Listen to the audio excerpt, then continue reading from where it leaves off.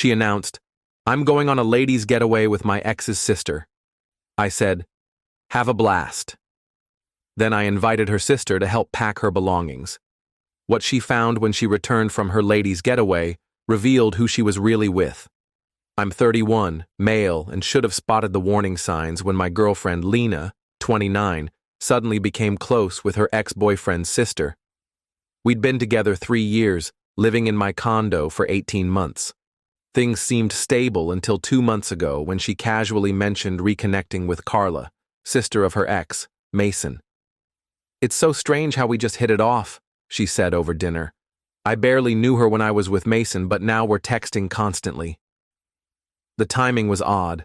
Mason had just returned to town after 5 years. I stayed quiet, aiming to be the supportive partner. Then, 3 weeks ago, she dropped the news. "Babe, Carla invited me on a ladies' trip. Just us, maybe her cousin Zoe. 4 days at this charming lakeside retreat. You're cool with it, right?" I looked up from my tablet. "When?" "Next weekend.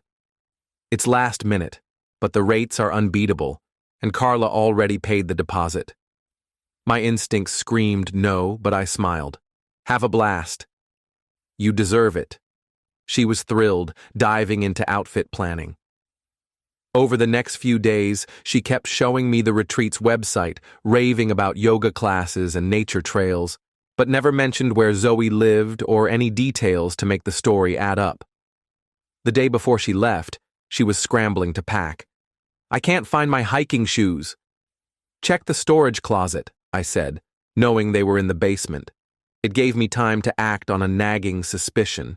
Lena's terrible with tech. Her phone password is her birthday reversed. It took 30 seconds to check her messages while she searched upstairs. No text from Carla about the trip. Not one. But there was a message from someone saved as C. "So excited for this. Been too long, love."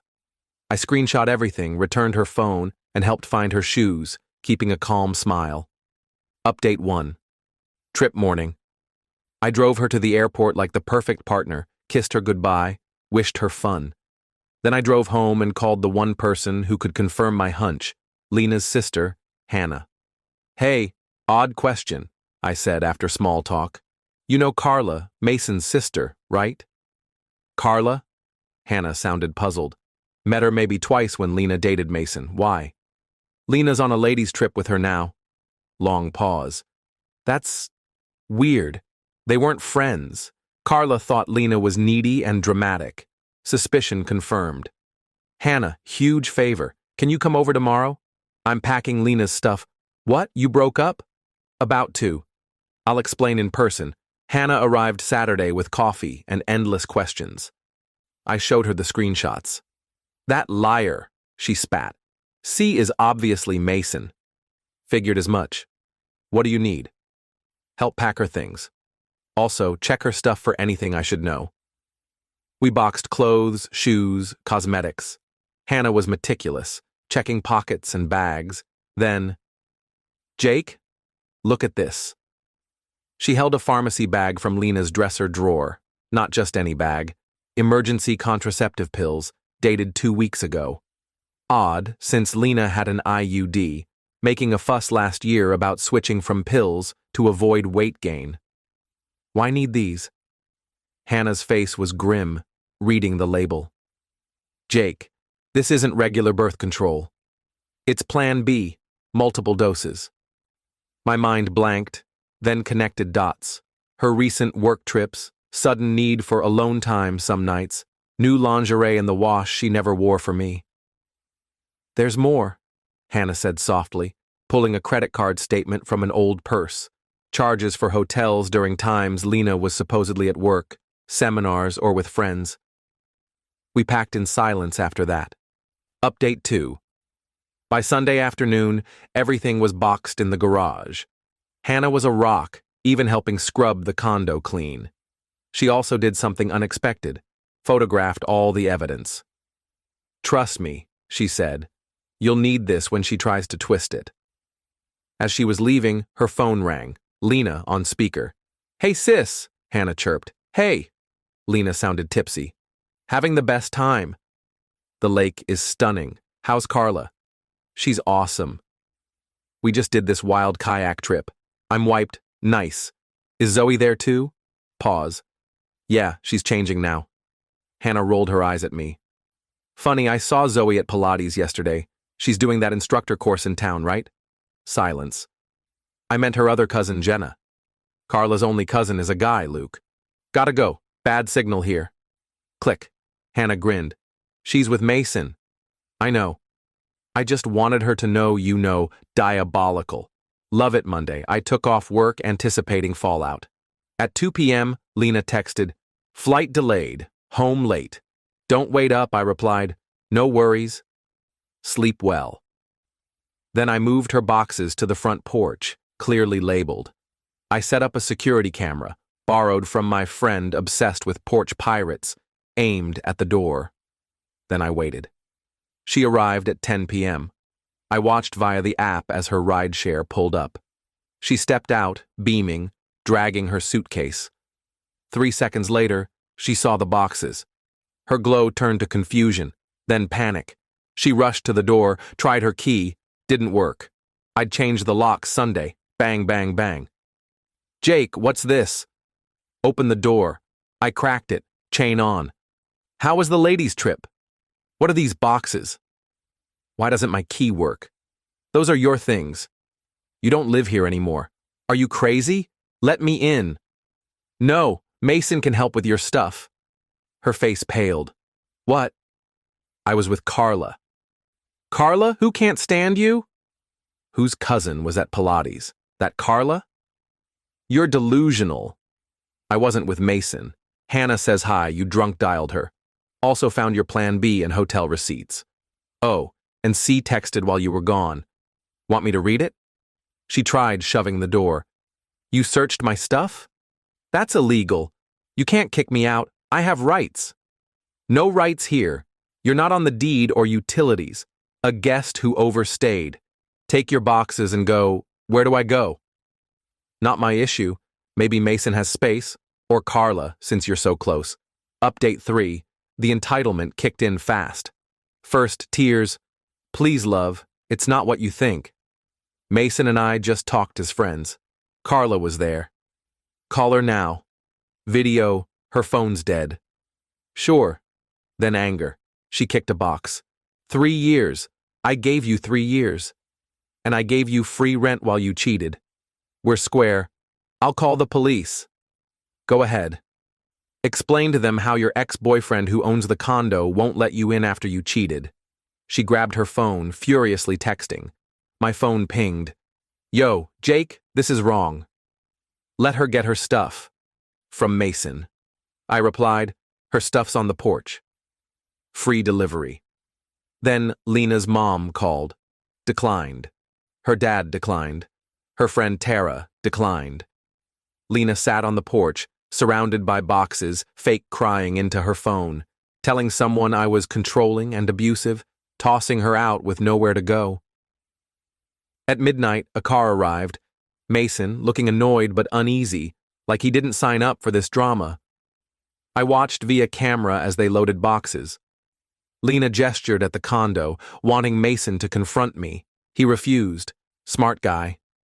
Tuesday morning, the real entitlement hit. I woke to 73 texts, not from Lena, I'd blocked her, from her family and friends. Her mom, how dare you discard my daughter like garbage? One mistake. Her dad, you'll regret this, kid. I have connections, Tara. You're trash. Lena deserves better. Even her nail tech messaged on Instagram, asking what I'd done to that sweet girl. The story was clear. I'd evicted her without warning, for no reason. Probably abusive, definitely unhinged. Time to clarify. I posted on Instagram. Since everyone has opinions on my relationship, here's the truth. Lena said she was on a ladies' trip with her ex's sister. She was with her ex. I have proof. Her things are packed safely. She has a place to stay. Stop contacting me. Attach the can't wait love screenshot. The messages stopped fast. But Lena wasn't done. Wednesday, she showed up at my office.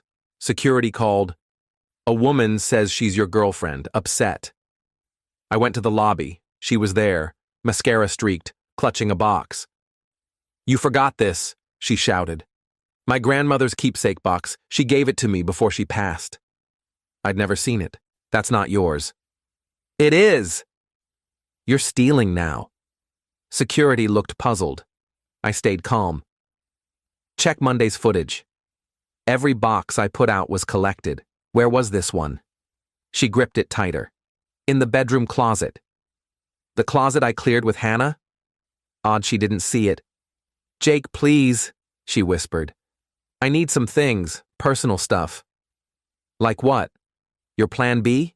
That was packed. Documents? She floundered. Important papers. Everything was packed, Lena. She lost it, screaming in the lobby about me ruining her life, Mason not wanting her, having nowhere to go because I'd turned everyone against her. Security escorted her out. My boss, more entertained than worried, asked, Ex issues? Recent ex? Yeah. Need time off? It's handled. Update 4. Thursday brought new desperation. Hannah called, laughing hysterically. You won't believe this. Lena offered me $200 to spy on you. Check if you're dating, if you miss her, if you mention her. Did you take it? Hell yeah. She sent $50, said the rest later. Spy fee. Oh, and she's not with Mason anymore. 4 days in. His roommate saw her on dating apps at his place. She was lining up backups during her ladies' trip. Seriously? Yup. He kicked her out? I laughed. Karma hit fast. Friday, my landlord called. Odd, since I own the condo. Mr. Carter, about your rental application. I didn't apply for anything. It lists your name, your address, applicant claiming to be your wife. My blood chilled. I'm not married. Someone's using my info, understood. Application discarded. I checked my credit. 3 soft inquiries from apartments in 2 days, all under Mrs. Lena Carter. I locked down my bank accounts, filed a police report for attempted identity theft. The officer was empathetic. Ex-girlfriend? Common. They think they can keep using your info. This report should stop her, but consider a restraining order if she escalates. Final update. A month later, the chaos, had to call it a blow-up, lasted 2 weeks. Lena's entitlement moves. 1. Tried redirecting my mail to her new address. Post office called to verify since her name wasn't on the property. Denied. 2. Listed my condo on a local app as room for rent, women only. Got 12 inquiries before I caught and reported it. 3. Told friends I kept her emotional support dog. I'm allergic to dogs. We never had pets. 4. Applied for credit cards using my address, hoping to snag statements. Joke's on her, I'm paperless. 5. Made a fake dating profile with my photos, claiming I wanted discreet fun, using my real number. Got odd calls before I figured it out. I filed a restraining order when she showed up at my gym, not to exercise, no membership, just to cry outside when I passed. The gym banned her after 3 incidents. Peak entitlement? 2 weeks ago, Hannah forwarded a text from Lena. Ask Jake if I can use him as a job reference. I know it's weird, but he knows my work ethic best. Hannah replied, You tried to steal his identity. Hard pass, Lena. It was a misunderstanding. I was emotional, thought we were basically married. You cheated with multiple guys. Mistakes happen. I need this job. My parents cut me off. Mason's done. I'm on Tara's couch and she's over it. If Jake loved me, he'd want me to succeed. Hannah didn't reply to that delusion. Per mutual friends, Lena's couch surfing, Tara's fed up, because her identity theft attempt hit background check systems some landlords use. Mason told everyone she gave him an STI. Her parents gave her a month to get it together, or they're done. She's working part-time at a tech store, no reference from me, still calling me the villain who destroyed her life. I'm thriving, turned her old closet into a home office. Started dating Mia, met at the gym during Lena's crying stunts. She thinks the saga's wild, bakes cookies with Mason iced on them. The condo feels bigger, peaceful, no wondering who she's texting, why she needs Plan B with an IUD, or where she really is. Lena texted from a friend's phone last week. I know you'll never forgive me, but Mason was nothing. It was just a thrill. You were my stability. I ruined it for nothing. I forwarded it to Hannah with, still clueless. It wasn't Mason. It was the lies, entitlement, assuming I'd be her fallback while she played. Thinking the issue was Mason, not her entire approach, shows she learned nothing. The ladies' trip lie was clever, I'll admit. But lies that big crumble fast, and when they do, don't be shocked if your stability changes the locks. To those saying I should have let her explain, she had her chance, used it to lie more, try identity theft, and harass me at work and the gym. Some mistake kindness for weakness. I showed the difference. Best $300 spent on those locks. Hannah kept the $50 spy fee, bought us celebratory beers last weekend. We toasted to dodge disasters and expose deceivers. Living well isn't the best revenge. Living calmly while they unravel is.